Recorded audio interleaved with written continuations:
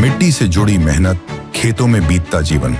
किसान हर दिन सोचता है घर चलता रहे, आज भी और कल भी।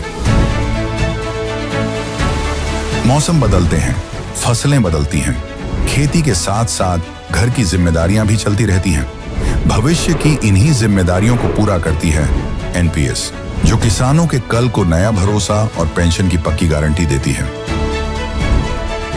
एनपीएस भारत सरकार के अंतर्गत पीएफआरडीए के द्वारा एक विनियमित योजना है जो किसानों के लिए बुढ़ापे में पेंशन सुनिश्चित करती है।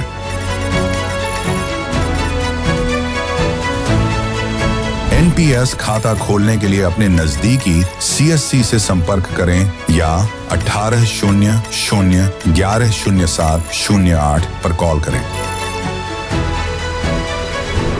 पेंशन की पक्की गारंटी के लिए एनपीएस जरूरी है।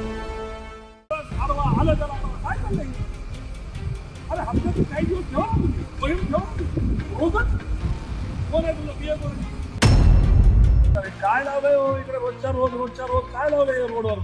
अरे लोक परेशान होऊन चालले लोक इथे।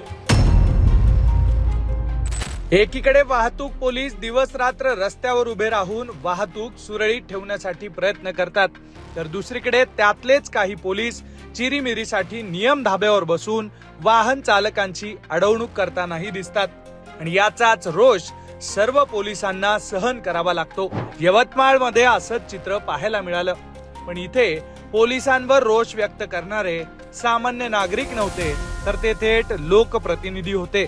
होय, खासदार नागेश पाटील आष्टीकर यांनी रस्त्यात उभे राहून वाहन अडवणाऱ्या वाहतूक पोलिसांना तंबी दिली आहे आणि याचाच व्हिडिओ सध्या सोशल मीडियावर व्हायरल होतोय।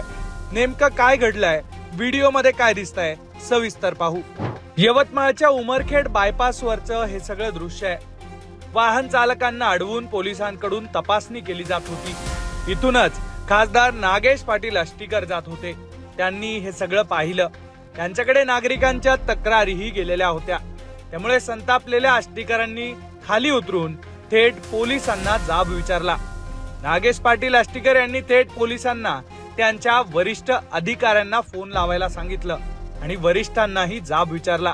त्यावेळी रेकॉर्ड झालेला हा सगळा व्हिडिओ आहे। व्हिडिओ मध्ये काय दिसतंय, सविस्तर पहा।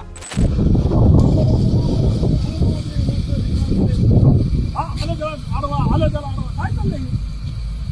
अरे हप्त्याचे काही दिवस ठेवा ना तुम्ही, मोहीम ठेवा ना तुम्ही रोजच। कोण आहे तुला बिया कोण?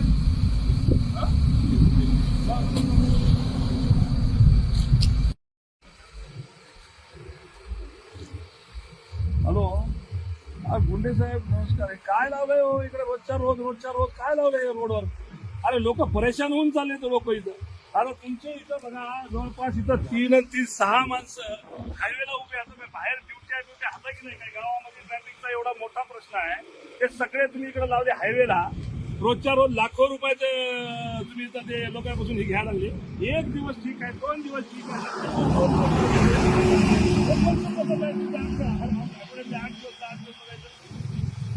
नाही हो, असं नाही। हे बाय लोक इतकं हलकट बोलायला ना, लोक म्हणाले हे काय लावलंय म्हणायचे धंदा सगळा। असं नाही हो, हे बंद करा बरं, बिलकुल बंद करा।